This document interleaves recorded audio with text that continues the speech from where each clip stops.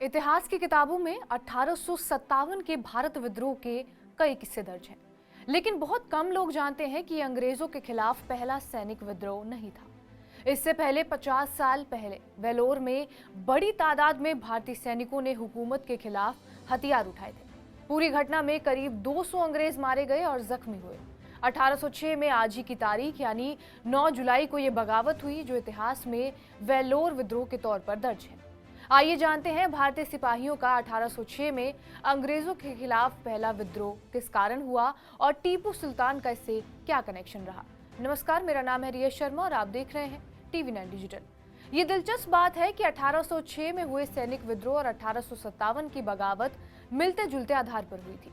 खराब वेतन और नस्लीय भेदभाव की वजह से भारतीय सैनिकों के बीच असंतोष की भावना बढ़ रही थी। सैनिकों का गुस्सा तब फूट पड़ा जब खबर फैल गई कि नई राइफल के कारतूसों में सूअर और गाय की चर्बी लगी हुई थी। ये मुसलमानों और हिंदुओं दोनों के लिए अपमानजनक था। 29 मार्च 1857 को बैरकपुर में 34वीं बंगाल नेटिव इन्फेंट्री के सिपाही मंगल पांडे ने अपने अफसरों पर हमला कर दिया। वेलोर विद्रोह की शुरुआत भी ब्रिटिश हुकूमत के मनमाने नियमों से ही शुरू हुई थी। दरअसल उस समय सिपाहियों के लिए नया ड्रेस कोड आया था। इसमें कुछ ऐसी चीजों पर पाबंदी लगा दी गई थी जो हिंदू और मुसलमान संप्रदाय का अहम हिस्सा थे। नए नियम क्या थे वो भी जान लीजिए। इसमें नए नियम में ये कहा गया था कि हिंदू सैनिक तिलक नहीं लगा सकते, मुस्लिम सैनिक लंबी दाढ़ी नहीं रख सकते, उन्हें दाढ़ी कटाने का हुक्म दिया गया। सैनिकों को गोल आकार की हैट पहनने का आदेश दिया गया और नए नियमों में अंग्रेजों ने हिंदू और मुस्लिम भारतीय सिपाहियों की धार्मिक भावनाओं को सिरे से नजरअंदाज किया। बताया जाता है कि जब उन्हें अपनी पारंपरिक पगड़ी की बजाय गोल टोपी पहनने के लिए कहा गया तो इससे सिपाहियों में शक पैदा हो गया कि उन्हें ईसाई धर्म में परिवर्तित किया जा रहा है। मीडिया रिपोर्ट्स के मुताबिक नई टोपी जानवरों के खाल से बनी हुई थी।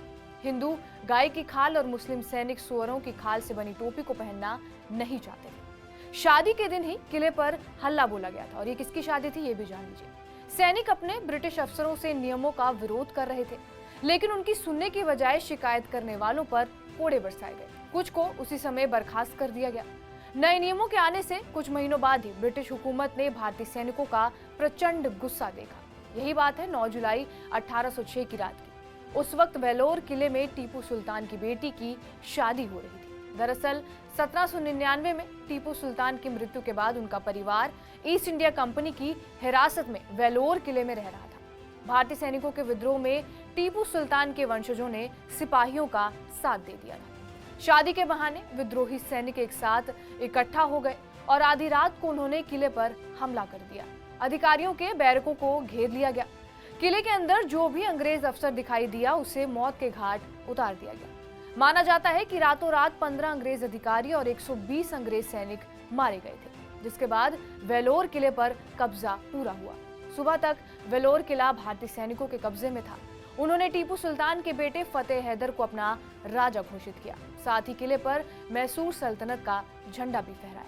हमले के दौरान एक ब्रिटिश अधिकारी बचकर भाग निकला था। उसने पास के ब्रिटिश कमांड को पूरी घटना की जानकारी दी, जिसके बाद सुबह तक सर रोलो गिलेस्पी के नेतृत्व में ब्रिटिश सेना किले तक पहुंच गई। भरपूर मात्रा में गोला बारूद लेकर पहुंचे कमांडर ने बगावत को कड़े संघर्ष के बाद कुचल दिया, जिसके बाद किले के अंदर से लगभग 100 सिपाहियों को पकड़कर बाहर लाया गया।